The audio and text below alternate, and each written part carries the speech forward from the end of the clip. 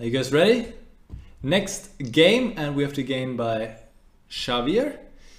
I hope I'm pronouncing this correctly. You were playing with the black pieces. And the first game I'm analyzing of you today. So let's see what happens here. It is the Queen's Indian, and we have this line, bishop b4, very solid line for black. Not too exciting, but solid. Here, the absolute main choice to go d6, just to point this out for you. Knight c3, knight e4, takes, we take another pair of pieces off the board, and I think black's pretty close to equality. White is maybe a tiny bit better, but okay, not much is going on here, obviously. c5, maybe a bit more risky, but also possible. Kamsky played this move as well. I'm not really sure. I don't like this move that much, I have to say. I think d6 is more solid. You might want to look into it. But okay, it seems also there's not much wrong here. Now d5. Now your opponent took on c5. I think if he takes on d5 and now plays rook fd1, he can put the other rook on c1, and he can take on c5 if he wants to play against the hanging pawns. I think it's just a bit more comfortable to play for white. I would prefer white here. But he takes like this, rook fd1, and here you said you were surprised that he allowed you to gain space. And that's what you did, right? d4 looks attractive, but it's a mistake. You should just develop like knight bd7, normal position, maybe a tiny bit better for white, but not much going on. What's wrong with d4? Well, first it looks nice, right? You're attacking the knight, but the problem is, you might notice, you're not attacking the knight, because if you were to move, you couldn't take, you would lose the game pretty much, because white takes on d8 and you can't even take back because of back rank checkmate. So this is a problem. So then suddenly you might realize, okay, well, white doesn't have to move the knight, which he did in the game. What else can he do? And he can use this pin. He can play e3 and suddenly you're losing a pawn. You cannot defend the pawn on d4. And your position becomes pretty much lost right here. Because this is an important pawn in the center, right? The center pawns are the most important pawns. And now if he just takes this pawn, trades all the pieces, he ends up with a pawn majority 3 against 1 on the queen side, and just pretty much winning position here. You don't have any compensation. So tactics, once again, as we also saw in the previous games, is just everything. You know, one move here, d4, you're like enthusiastic, you think, okay, I can go for it. And then if your pawn plays the right move here, you're with the back to the wall, and you might lose this game without having any chance because you just played one bad move. And this is also a discussion I had recently with a friend of mine. Chess is brutal. Chess is brutal because one move can mess up everything immediately. You can play a great game and then you make one bad move and you mess up. So you need to stay on top. You need to be focused and always check for tactics. It's a foundation. That's what I always like to say. It is a foundation. Without tactical vision, having an eye for these small things, small details, you cannot really get that far in chess. Your opponent missed, he played knight a4. Now you go knight a6. Interesting move. I'm guessing that you didn't want to allow b4. But here, knight bd7 would have been better. You can allow b4. The point is here that after queen c7, now let's say b takes c5, or knight takes c5, doesn't matter that much. Here you don't take back, but you can stabilize with e5, stabilize the pawn, and you will win back this pawn sooner or later. And then you have a nice pawn structure here, and white has another weakness on c4. So this would be quite nice for you. Just as an idea to point out, typical idea to not take back the pawn c5 immediately, but to play e5 first. Okay, so this was also possible. Knight a6 is of course as well possible, but the problem is with the knight on a6, okay, it's also a little bit awkwardly placed, right? So is the pawn, the knight on a6, sure, but you're not supporting e5. The knight on d7, you would also support e5, and that's the move you want to play here. You want to play e5, that would be nice. Okay, b3, bishop c6, knight b2, and here you said you also consider queen c7. Knight e4 is logical and good. nothing wrong with this. This is logical, but what is not logical here is not to play knight c3. This would be a move just play instantly, right? You're bringing the knight to c3, protected on c3. It's an outpost. No pawn can attack this knight anymore, since this pawn is already moved, this pawn is already moved. And you bring it there with tempo, attacking pawn and rook. This is an automatic move, pretty much, right? Jakob Aagaard would call this a simple decision. Simple decision. Bring the knight from a square where it's a little bit unstable because there are tactics like knight takes d4, knight e5, and so on. Bring it to a square where it's protected and attacking something. Great, okay? And here with the rook d2, now it would be time to move to queen.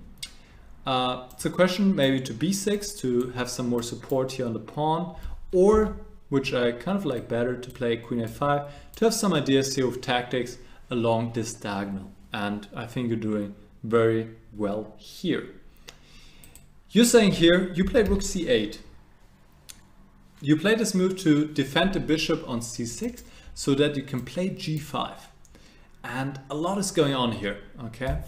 A lot is going on here. Why do you want to play g5 so badly? g5 is an option, yes, but if it doesn't win the game, it also has drawbacks, because you will long-term weaken your king. In general, you want to be very careful with pawn moves in front of your king, especially pawn moves 2 steps forward, like g5, f5, h5. All these moves weaken your king. h5 the least, but g5 really opens up your king. And the move needs to have great benefits to play it. Otherwise, leave it alone.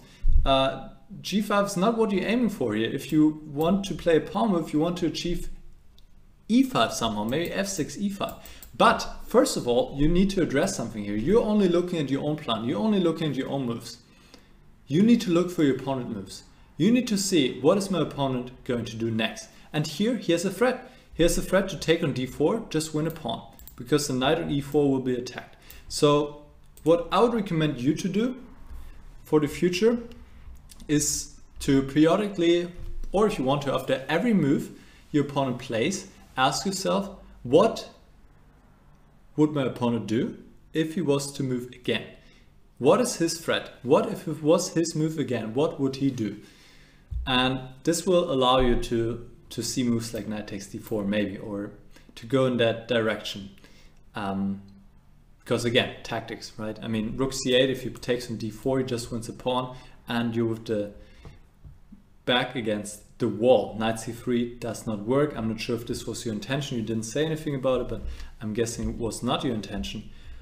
Just to show this line real quick, massive exchanges, but what happens here, now the material is equal, but your knight is trapped on g2. White can just go rook d1, and you lose the knight and lose the game. So after knight takes d4, you would need to take, and then bishop takes e4, and white has just won a pawn, and he has great winning chances here, of course.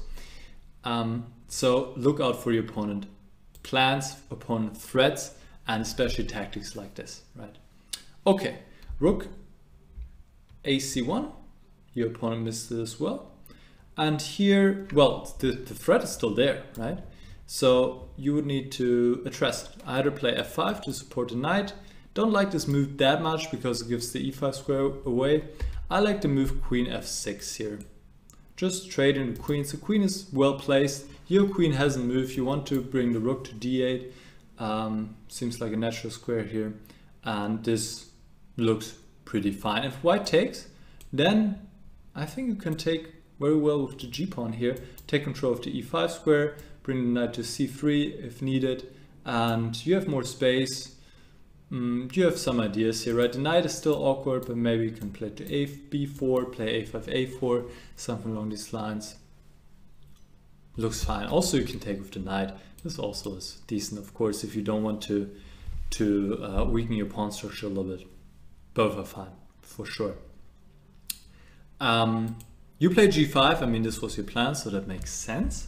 But here, you thought you can win his queen. You play queen e7, and you thought it's winning, but it's actually losing, because once again it's knight takes d4 tactic, which it seems to me just didn't cross your mind at all. And after that it's just lost, right? We can go through this pretty quickly because you don't get another chance here. You try to steer it up here, but only helps white to open the G file, and then it's game over here. So here really, now that you gave your opponent a third chance for a simple tactic, he took it, right? He took it, and actually in this case there was really no coming back, because you also weakened your king position with g5. Otherwise maybe there would have been still more of a chance, but with this pawn on g5 as well, this is just another drawback in your position. It's just too much. So instead here you had two choices. The simple one would be to go queen c7, offering queen trade would be about equal. Also interesting is to play f6 and then to play king g7. And here the point is that white cannot play this tactic now, since after bishop takes e4 there's rook e8 and you win the piece on e4. So white would probably need to play something else like e3 here, rook e8, and you still have this idea to go after the queen, and it's a messy position, who knows what's going on. It's pretty unclear. I think queen c7 would be just very sensible to trade queens and then go from there. But yeah, tactics, man. I mean, for you, I think in general, your general game plan, what I saw strategically, was good. I think a lot of moves were logical, but then you went astray. This plan of g5 was not warranted in the position, just the wrong plan, I think. Sure, if it wins the queen, great, but if it doesn't, it just weakens your king. And then it's the tactics. 3 times your opponent had the chance to win a pawn, and the third time he used it. And if you need to see those things. That will really elevate your game to the next level. So for you, it's really doing tactic exercise, and I don't care how you do it. You can do it on the internet, with a tactics trainer. You can do it with a chess book. You can do it on an app, on the phone. Really, it doesn't matter that much, whatever suits your needs, but do some every day. However much time you want to commit, 50 minutes, half an hour, maybe when you commute, you can do it on the phone, whatever you want, really. But this will definitely help you so much, I'm sure. Because strategically, from what I saw from this game, there's a sound foundation already. You're not playing complete nonsense moves. You're playing sensible moves most of the time here. So yes, this would be my feedback. I'll check in the chat if you are actually watching. Doesn't seem like it. So let me know afterwards if you have any questions. Just write me an email, and thanks for